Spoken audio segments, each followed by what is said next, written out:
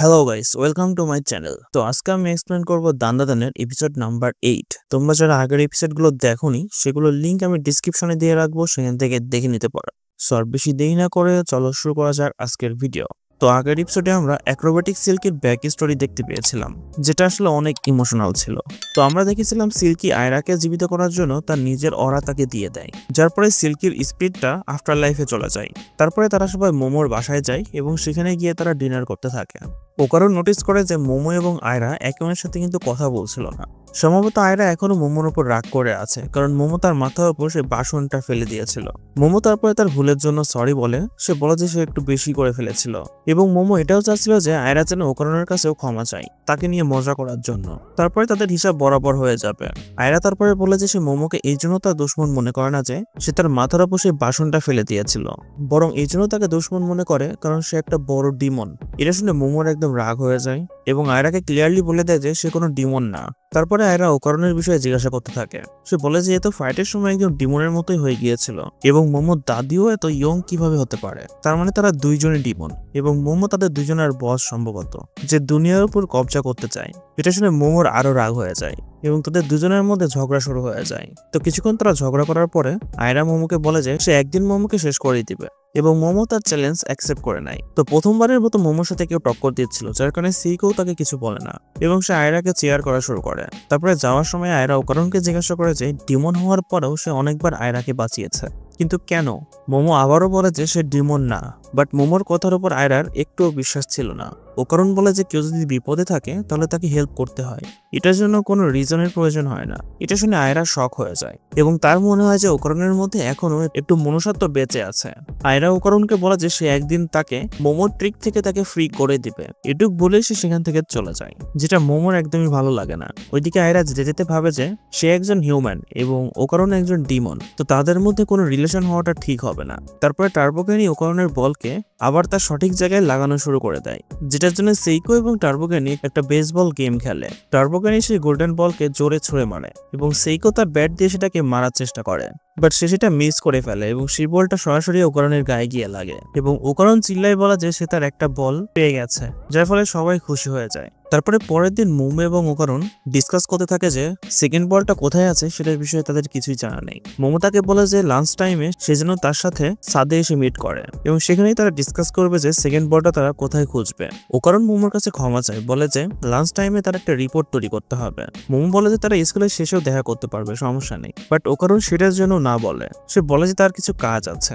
মোমো তারপরে রাজি হয়ে যায় এবং সে লাঞ্চ টাইমে তার ফ্রেন্ডদের সাথেই বসেছিল, বাট মোমোর সন্দেহ হচ্ছিল যে ওকারন কিছু একটা তার থেকে লোকাচ্ছে। তো মোমোর ক্লাসমেটরা বলে যে সে আবার কোনো নতুন মেয়েকে তো পটিয়ে নিল না।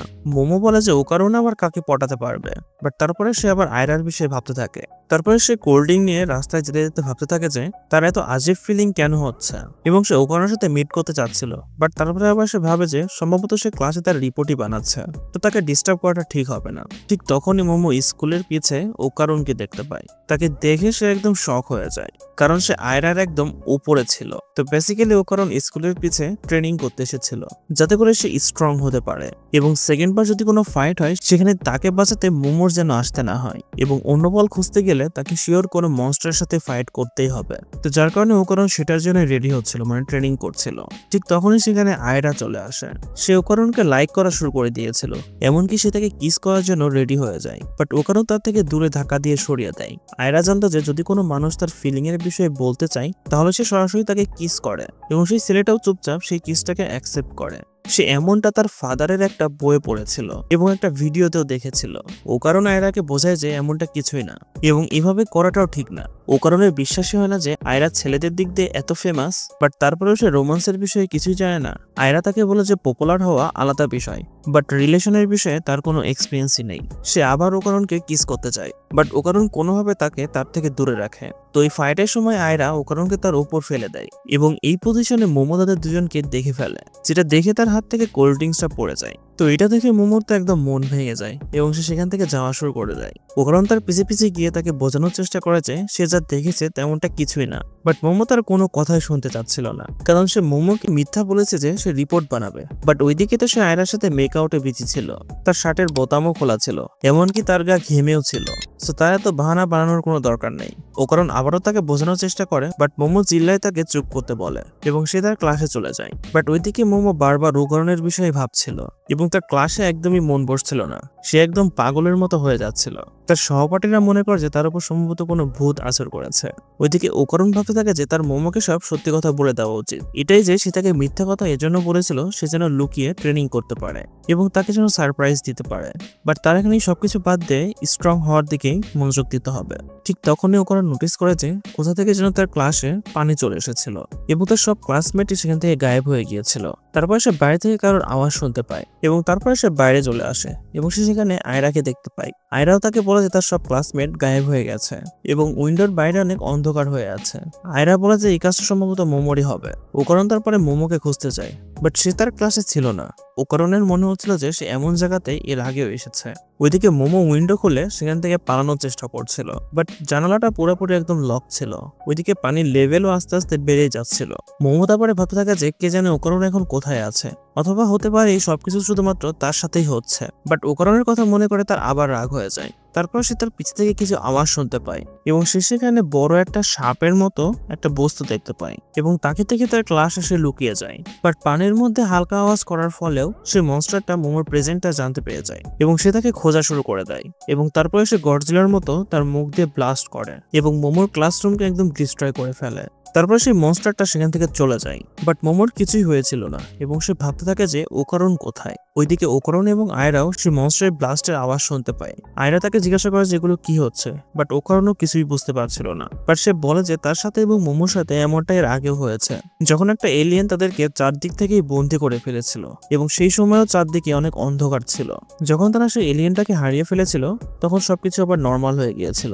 আয়রা এটা শুনে একদম অবাক হয়ে যায় এবং জিজ্ঞাসা করতে থাকে যে এলিয়েন কি আসলেই হয়। ওকরণ বলে যে হ্যাঁ অবশ্যই, এবং তারা ভূতের থেকেও বেশি ডেঞ্জারাস হয়। তো আয়রা তাকে জিজ্ঞাসা করে যে এলিয়েন্সরা তাহলে কি চাই। তখন ওকরণ তাকে বলে যে সম্ভবত তারা মানুষের রিপ্রোডাক্টিভ অর্গান কালেক্ট করছে। তারপরে তাদের সামনে একটা কাকড়ার মতো দেখতে এলিয়েন চলে আসে, যে তার হাতে একটা বক্সিং গ্লাভস পড়েছিল এবং সে কথাও বলছিল। তারপরে সেই এলিয়েনটা তাদের উপর অ্যাটাক করে দেয়। ওকরণ সাথে সাথে টার্বোকানি মোডে চলে এসে আয়রাকে বাঁচিয়ে নেয়। তারপরে ওকরণ আয়রাকে সেখান থেকে চলে যেতে বলে যাতে করে সে এলিয়েনটার সাথে ফাইট করতে পারে। বাট হঠাৎ করে ওকরণের চক্কর আসা শুরু করে এবং সে আবার তার নর্মাল ফর্মে ট্রান্সফর্ম হয়ে যায়। এবং এই কাজটা করেছিল সেই সার্পো এলিয়েন্সরা, যাদেরকে আমরা ফার্স্টের এপিসোডে দেখেছিলাম। তো তারা এখন ওকরণের কাছে বদলা নিতে এসেছে। আয়রা তাদেরকে ক্রস দেখিয়ে ভয় দেখানোর চেষ্টা করে, বাট ওকরণ তাকে এখান থেকে পালিয়ে যেতে বলে, কারণ এই এলিয়েন্সরা মেয়েদেরই টার্গেট করে। তো একটা এলিয়েন তার পাওয়ার ইউজ করে আয়রাকে দূরে ফেলে দেয় এবং বলতে থাকে যে তারা এই জায়গাটাকে এমনভাবে অ্যাডজাস্ট করে দিয়েছে শুধুমাত্র যাদের কাছে হাই স্পিরিচুয়াল পাওয়ার আছে তারাই শুধু এর মধ্যে এন্টার করতে পারবে। তো এক কথা তোমরা বলতে পারো যে এলিয়েন্সরা এখানে একটা ডোমেন এক্সপেনশন করে দিয়েছে। তো সেই এলিয়েন্সরা তারপরে ওকরণকে বলে যে তারা এখানে এজন্য এসেছে কারণ তাদের ওকরণের ব্যানানা চাই। এটা শুনে ওকরণ ব্যাচরা চিল্লাই বলে যে সবাই তার ব্যানানার পিছিয়ে কেন পড়ে আছে। তো এই এলিয়েন্সরা যখন আগের বার ওকরণের পাওয়ার দেখেছিল তখন তারা অনেক ইমপ্রেস হয়ে গিয়েছিল। তো এখন তাদের ওকরণের পাওয়ারও চাই। তারা ওকরণের উপর এক্সপেরিমেন্ট করবে এবং তার সব পাওয়ার তাদের নিজেদের মধ্যে ট্রান্সফার করে নেবে। ওকরণ তাদেরকে বোঝানোর চেষ্টা করে যে এই পাওয়ারটা সে একটা কার্সের থেকে পেয়েছে, তার মধ্যে স্পেশাল কিছুই নেই, সে তার নর্মাল মানুষের থেকে অনেক দুর্বল। এলিয়েন্সরা তার সাইকোকাইনেসিস পাওয়ারের মাধ্যমে ওকরণকে দাবিয়ে রেখেছিল, ঠিক সেভাবেই যেভাবে মোমো তার পাওয়ার দিয়ে কার্সকে দাবিয়ে রাখতো। তো যার ফলে ওকরণ তার টার্বো মোডে আর আসতে পারছিল না। তারপর সেই এলিয়েন্সরা তাকে হাওয়াতে উড়িয়ে তার কাপড় চোপড় একদম ছিঁড়ে ফেলে যাতে করে অপারেশন করে তার ব্যানানা কাটতে পারে এবং ওকরণ চিল্লায় মানা করতে থাকে। ঠিক তখনই তিনজন এলিয়েন্সকে একটা চুল এসে জড়িয়ে ধরে। তো আমরা দেখতে পাই যে আয়রার মধ্যে সেই অ্যাক্রোব্যাটিক সিল্কি সেই পাওয়ারটা চলে এসেছিল এবং সে দেখতে একদম ওকরণের মতোই লাগছিল। তো আয়রার মনে হচ্ছিল যে তাকে সত্যি সত্যি উপরওয়ালা সিলেক্ট করেছে, এই কারণে তার মধ্যে এই পাওয়ারটা চলে এসেছে। এবং তারপরে এপিসোডটা এখানেই শেষ হয়ে যায়। তো আমাদের মাঝে এখন নতুন একটা সুপার গার্ল চলে এসেছে। তো এখন আমরা এনিমিতে সবসময় এই ফাইটে দেখতে পাবো যে ওকরণ কার, মোমোর নাকি আয়রার। যাই হোক, তো তোমাদের ভিডিওটি কেমন লেগেছে আমাকে কমেন্টের মাধ্যমে অবশ্যই জানিয়ে দিবা এবং ভিডিওটি যদি ভালো লেগে থাকে অবশ্যই ভিডিওতে লাইক করে দেবা এবং চ্যানেলকে সাবস্ক্রাইব করে দেবা। দেখা হচ্ছে নেক্সট ভিডিও নিয়ে। Till then tata, bye by.